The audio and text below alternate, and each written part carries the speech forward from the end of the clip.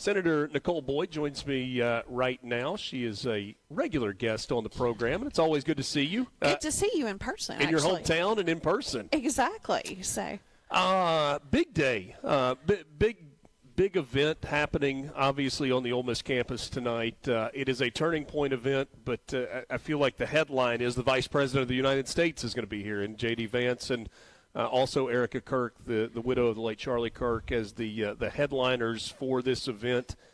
Give me a sense of what this means in your mind. There's been so much excitement in the community over it, and the students are so excited about it. It's been so cool to listen to the students. This has really been the focus of this event is the students. Yeah. It's their event. It's really coming to them. And to see all the students talking about it, I saw a group out here. They had their buttons, and, it's before most people are up. And they had their buttons and their coffee, and they're ready to go, and they're so excited about this event. And it's so cool to live in a college community and see this kind of cultural shift that we've seen, to really have these young people that are of a more conservative mindset to really start engaging and really become really spokespeople for what they think and what they believe, but do it in a really manner that is welcoming. And that they're encouraging other peoples to listen and engage and debate. And I think that's one of the things that you have when you listen to Charlie for years. For most of us, we've been watching him for years, and we've watched him on college campuses. And so they were so excited about Charlie coming before his assassination. And now that but they also feel empowered to kind of pick up that torch and really continue in the debate and really engage in these issues. So that's just so cool to live in this community and kind of be witnessing that. You use the word engage for college students, which sometimes is hard to do. Getting college students to engage can be difficult. I mean, I feel like there was a time where the level of engagement stopped at a sticker on game day that said, Rebels for Trent, or, let's go Tate, or whatever it was, whoever was running for office, because people were passing them out and anybody would wear a sticker. This feels like a different level of engagement and, in some ways, empowerment for young people who are maybe for the first times in their lives seeing that it's okay to say that I support the guy or the gal on the right. Absolutely. And I'll tell you, the toughest audience you go to in this community is that group of young people. Because, you may be a tough interviewer, but let me tell you, they are going to grill you. And I enjoy it because I really, they're insightful. I love to hear their ideas of where they're coming from. And they're asking those questions that we really should be teaching all of our kids to ask those questions. So they are, and it's so impressive. You had Dr. Teddy here from the Declaration of Independence Center, and you want to hear some impressive young people. Go listen to them on a Thursday night when they've got a speaker in, and they're asking those questions. I am so impressed and kind of excited to see this new generation coming up and really giving a voice to things that I think are important.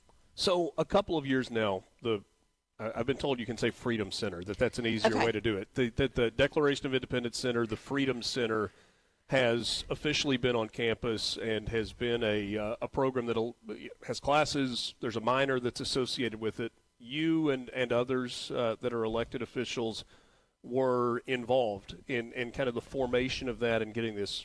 Take us back to the beginning. How did this happen? So Representative DeWeese, who you'll have in later tonight, went to a meeting back in the one fall, and they were pitching this idea of really having a place in the country, because there's no place like it, where it was okay to have conservative thought.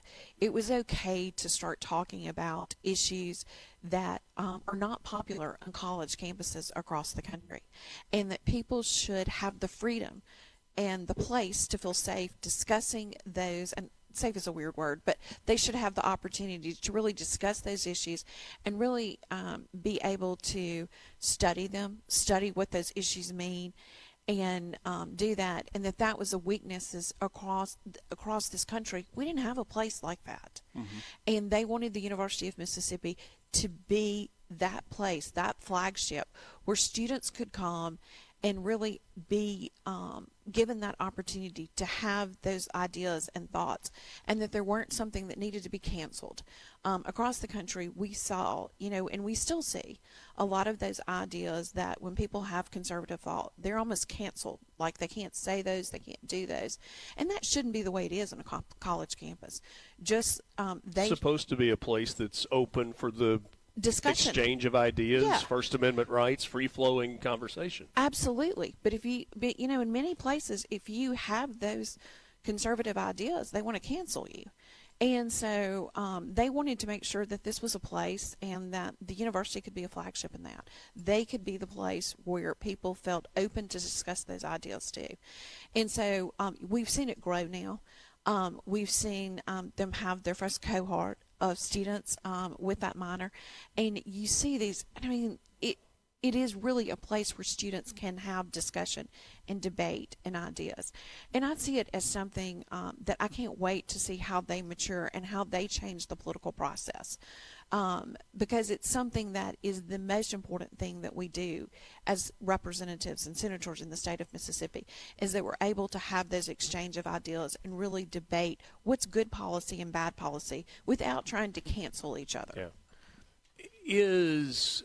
We live in a copycat world. When something goes well, other places tend to do it also. In this case, do you anticipate other southern universities in particular, other schools in the SEC, kind of reaching out and saying, hey, tell us more about this. This might be something we want to bring to our campus? Oh, absolutely. I think you're going to see this across, because I think you see now students coming in from across the country who are like, this is an exciting place to be, some place that I can actually – my thought, my ideology is not going to be canceled.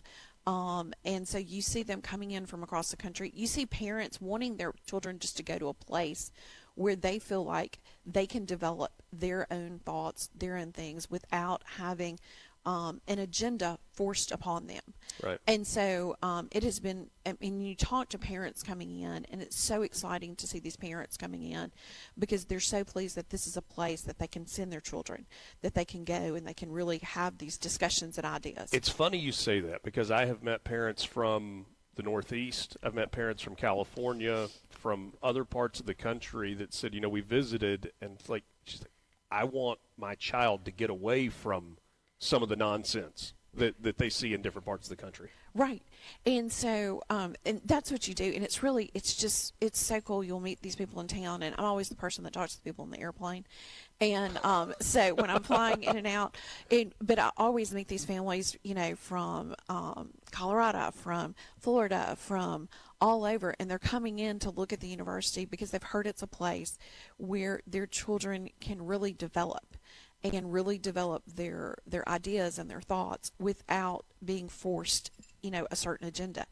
And so that is what you see, and it's so, and you meet these parents now that they've put their kids here, and the parents come to visit. We even have a few of them who are moving to Oxford. They like it so much because they like a place where that, people are encouraged to think, but think for themselves. Yeah.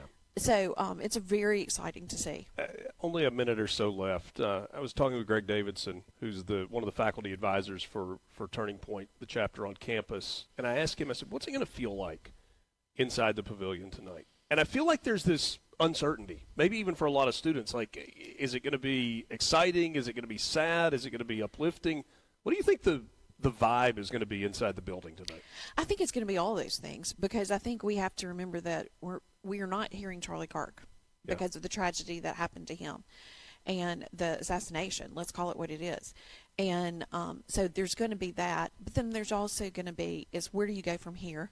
And there's going to be an excitement in the fact of those ideas and principles are still moving forward, and really encouraging people to do that. So I see a lot of kids super excited to come and to they understand the importance of this event. Yeah. But they also understand it's their job to carry forth that mission. I've heard a lot of big cheers in the pavilion. I feel like the one when J.D. Vance walks on stage tonight may rival pretty much anything that's happened inside that building.